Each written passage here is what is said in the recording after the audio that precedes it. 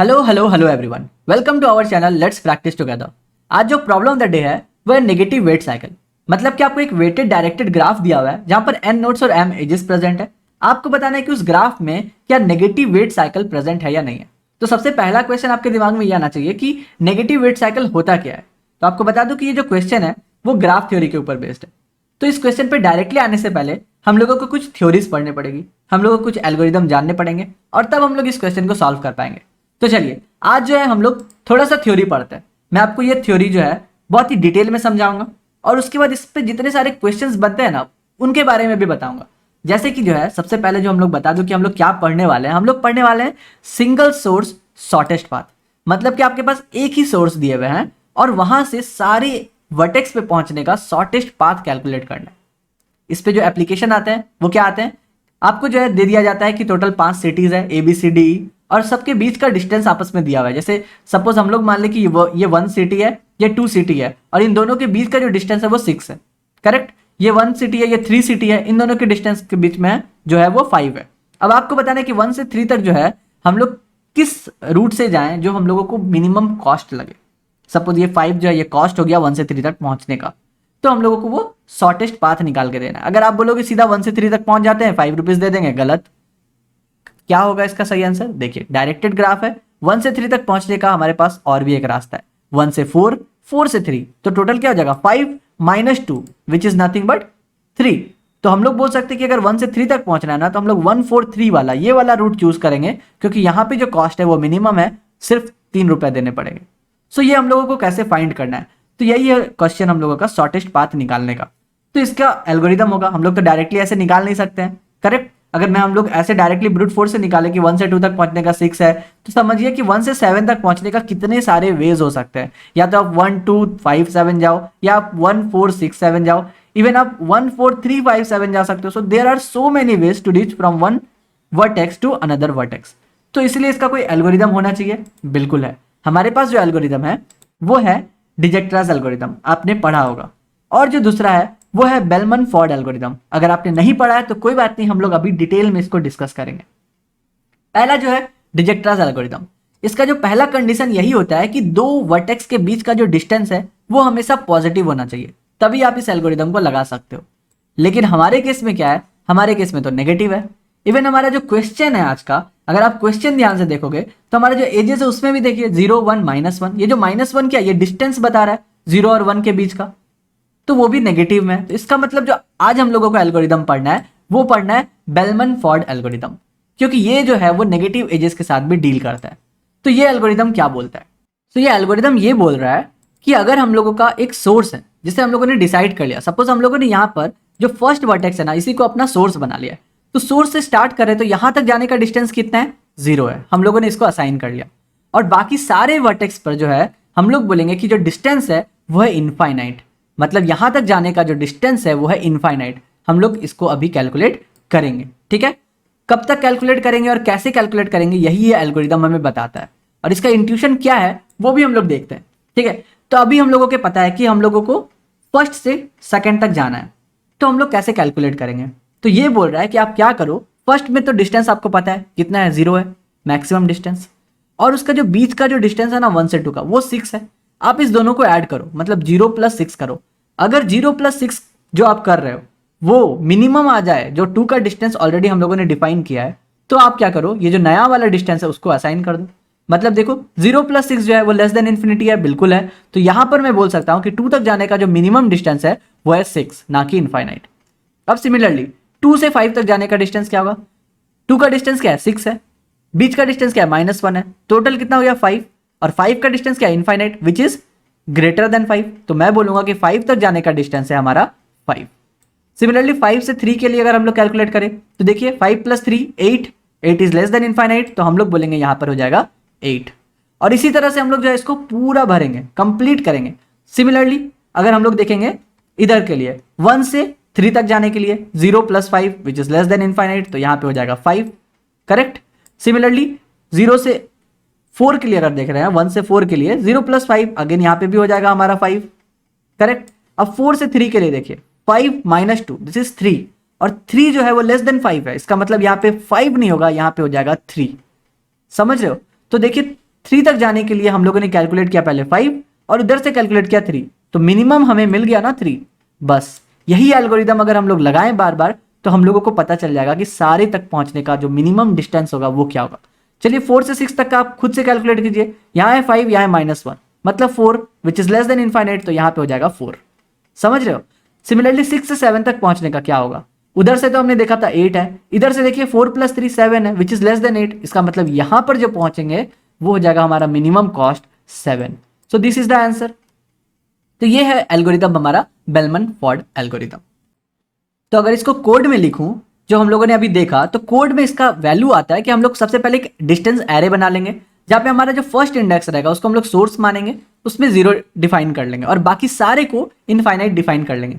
उसके बाद हमारा जो कंडीशन होगा वो सिंपल यही होगा कि अगर हमारा डिस्टेंस उस वर्टेक्स पे जहां से हम लोग स्टार्ट कर रहे हैं प्लस जहां तक हम लोग को पहुंचना है उसके बीच का जो एज वेट है वो अगर मिनिमम है जहां तक हम लोग को पहुंचना है उसके डिस्टेंस से, तो हम लोग जहां तक पहुंचना है उस डिस्टेंस पे हम लोग असाइन कर देंगे du प्लस एज वेट, जो अभी हम लोगों ने जस्ट यहां पर देखा कि अगर हम लोगों को 1 से 2 तक जाना था तो हमने क्या किया 0 + 6 किया विच इज लेस देन इनफाइनाइट, तो हम लोगों ने 2 में 6 को असाइन कर दिया।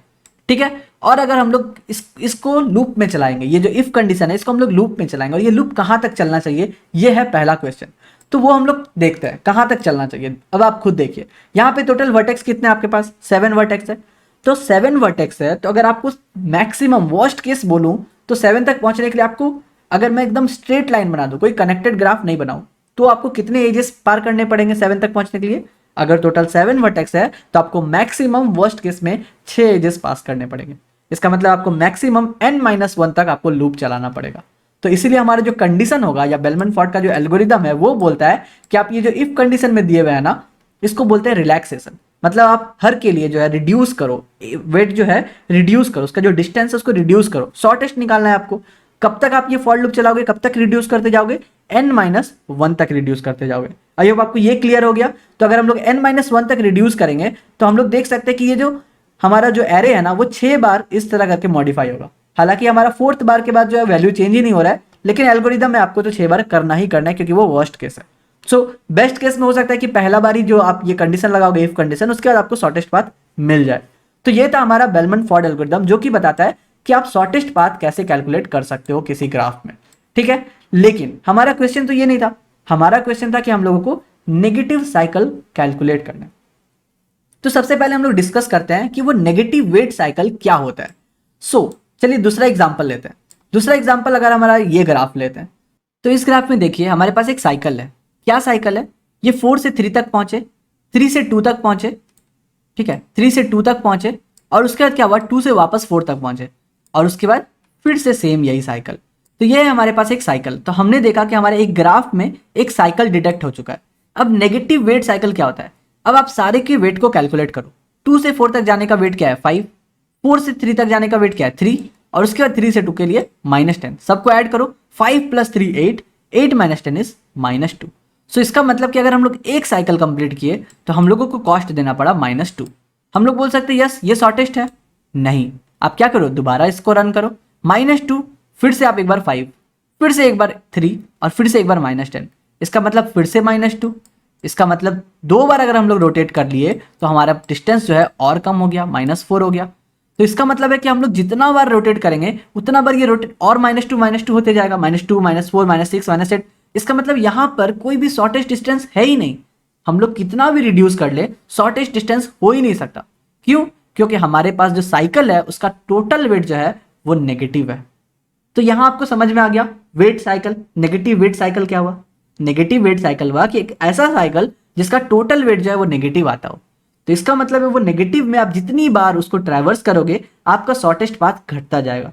तो हम लोगों ने अभी जस्ट देखा था कि शॉर्टेस्ट पाथ को कैसे कैलकुलेट करते हैं बेलमन फोर्ड एल्गोरिथम में, राइट? तो यहां पर हम लोग उसके ड्रॉबैक का यूज करेंगे। ड्रॉबैक क्या बोल रहा है कि यहाँ पे टोटल एजेस कितने हैं? यहाँ पे एजेस है हमारे पास 4। इसका मतलब लूप हमारा कितना बार चलेगा? 3 बार चलेगा। लूप जब 3 बार चल रहा है तो उसके बाद हम लोगों को शॉर्टेस्ट डिस्टेंस मिल जाना चाहिए।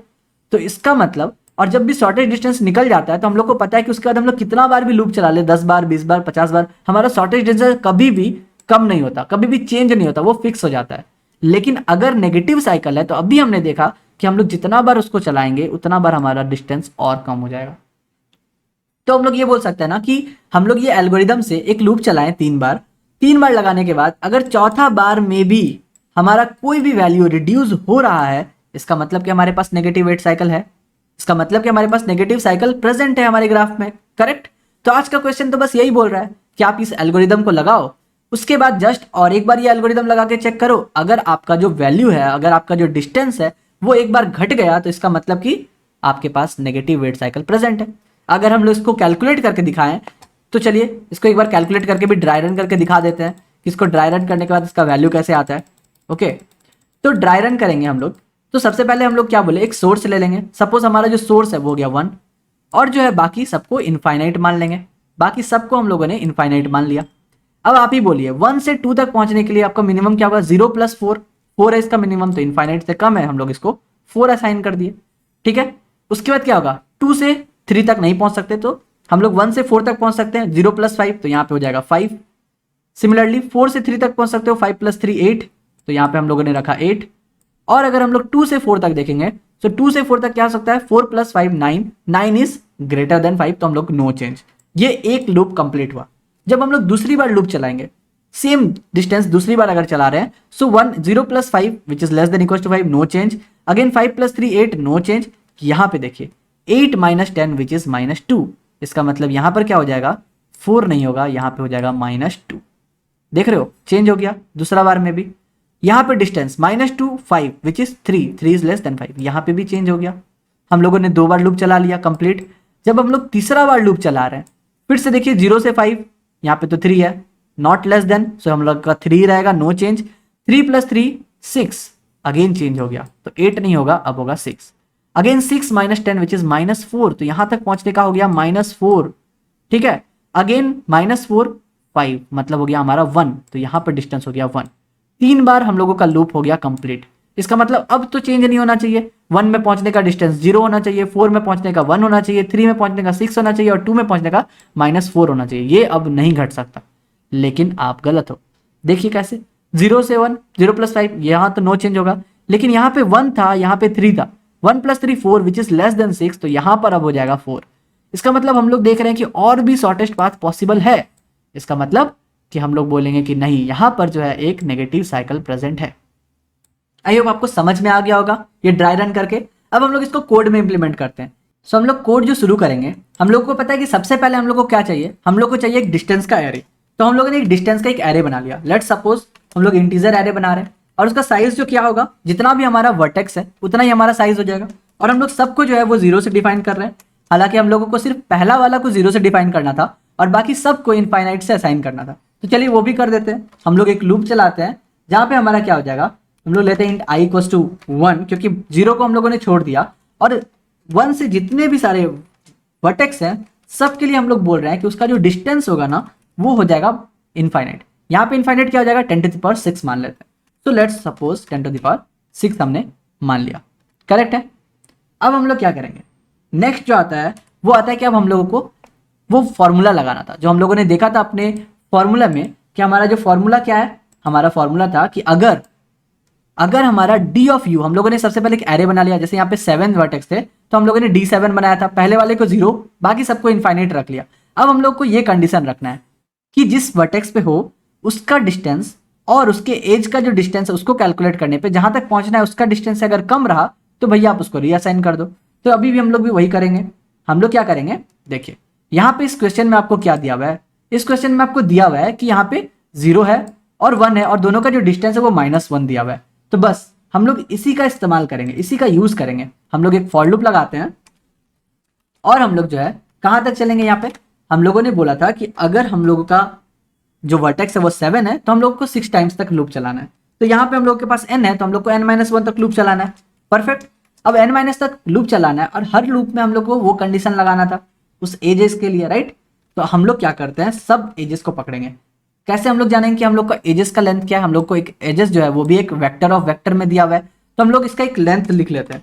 तो int length is equal to क्या हो जाएगा, जो भी हमारा एजेस है एजेस का लेंथ या एजेस का साइज हम लोग रख लेते हैं, यही हो गया इसका एजेस। ठीक है। तो हम लोग बोल रहे हैं जो सेकंड लूप चलेगा वो int j is equal to 0 से j should be our less than कहाँ लेंथ, तब तक चलेंगे हम लोग j++। अब हम लोग का जो भी एल्गोरिदम था वही हम लोग लिख देंगे। क्या लिखेंगे, हम लोग को लिखना था इफ आवर जो भी डिस्टेंस है u का प्लस जो भी हमारा एज वेट है, ठीक है, जो भी हमारा एज डिस्टेंस था वो लेस देन होना चाहिए था डी और डिस्टेंस ऑफ v का। अब आपको बताना है कि यहाँ पे डिस्टेंस ऑफ u और डिस्टेंस ऑफ v क्या है। मैं पहले लिख देता हूं। तो डिस्टेंस ऑफ v हो जाएगा हमारा डिस्टेंस ऑफ u प्लस जो हमारा एज का डिस्टेंस दिया हुआ है। बस अगर आप ये समझ लिए ना, आपका क्वेश्चन बन गया। तो अब आपको देखना है ये u और v क्या है। u तो पहला हो गया ये 0 और ये v हो गया 1 और ये -1 हो गया एज वेट। तो हम लोग u को कैसे लिखेंगे, ये हमारा क्या है, एज के लिए दिया हुआ है। तो हम लोग बोल सकते हैं कि जो भी हमारा जो एजेस का वेक्टर है उसका jth इंडेक्स का जो 0th इंडेक्स है वही हमारा u है। परफेक्ट। अब हमारा ये वेट क्या होगा, जो डिस्टेंस है -1, ये कैसे लिखेंगे। तो ये भी हम लोग बोल सकते हैं कि एज का जो वेक्टर है उसका जो सेकंड जो है वो होगा, क्योंकि हम लोग बोल सकते हैं ना ये 0th इंडेक्स में है, ये फर्स्ट इंडेक्स में, ये सेकंड इंडेक्स में।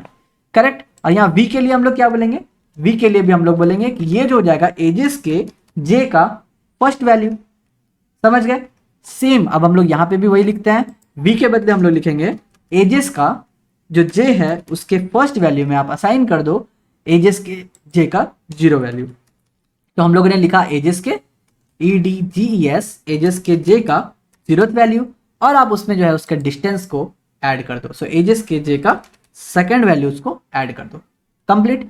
तो ये हम लोगों ने फॉर लूप लगाया। ये क्या दिया, ये हम लोगों को वो कंप्लीट जो है शॉर्टेस्ट पाथ निकाल कर दे दिया।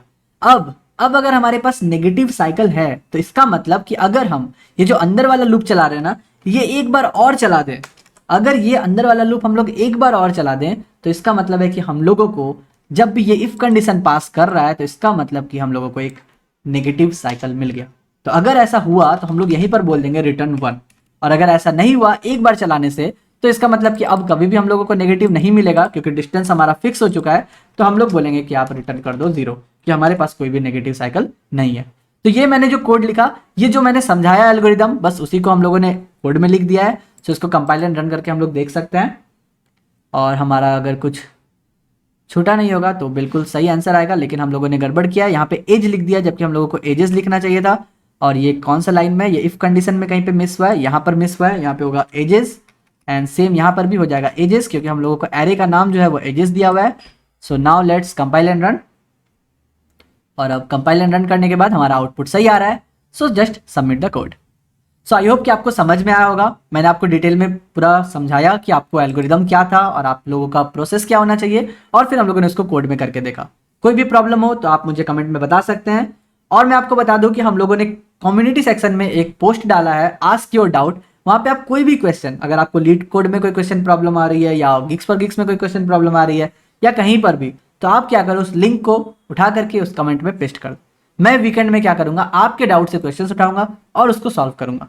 तो चलिए कल फिर मिलते हैं नए क्वेश्चन के साथ। तब तक के लिए good bye, stay blessed, stay safe and keep coding.